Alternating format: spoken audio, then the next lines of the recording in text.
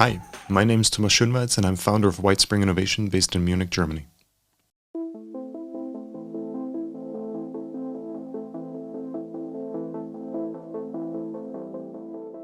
Service design describes interactions between people on different levels and different interaction scenarios.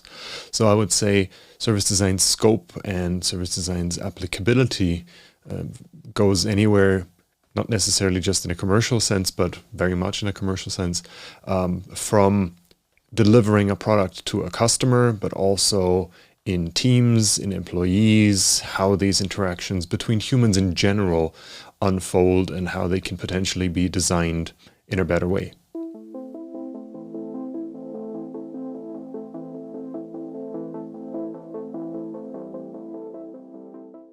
We have created several programs where we specifically measure the impact that we create with the solutions that we design.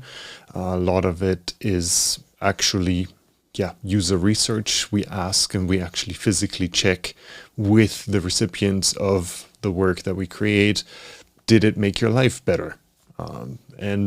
We get positive feedback out of a lot of it. Sometimes we get surprising feedback, but again, these are all parts of the iterative steps that we have within the process to keep improving and keep updating what we're working on.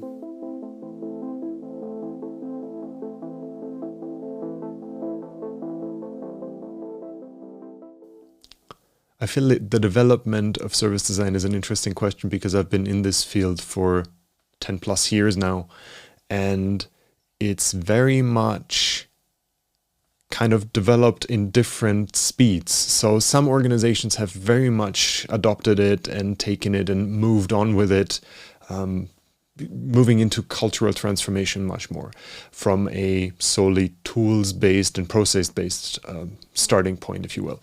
Some organizations to this day, I feel, haven't even heard of it. So I think there is a lot of work to be done. And I think there is, in the different levels and steps of, if you want to call it service design maturity, a lot of room for development. So you will, even in 10 years, still have companies that probably just start using it, and you will have organizations and individuals, trainers, facilitators that use it on a new and possibly further developed level. Personally, I would think there is going to be more of a development in terms of a systems thinking direction, organizational development, culture, all these kind of things, helping organizations not just develop new things and new products and new services, potentially the services as part of product service systems, but fundamentally change the way different people in organizations interact with each other and interact with customers.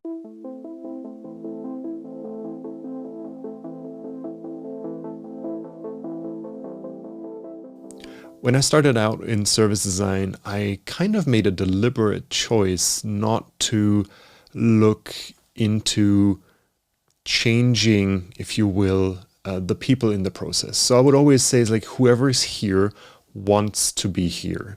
Where nowadays, I'm much more attuned to the needs and the desires and the necessities of a situation, a room. So I think in my practice, I would much more and faster and earlier go into actually directly the human interaction side of it.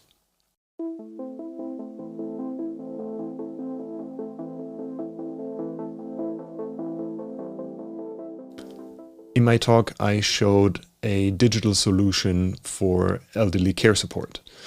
It is an approach to fundamentally relieve employees in the social sector from a lot of the burdens in an area where we're looking at a massive need for additional human resources, for additional people working in that area. I think digital technologies and some of the co-creative approaches that we used are necessary.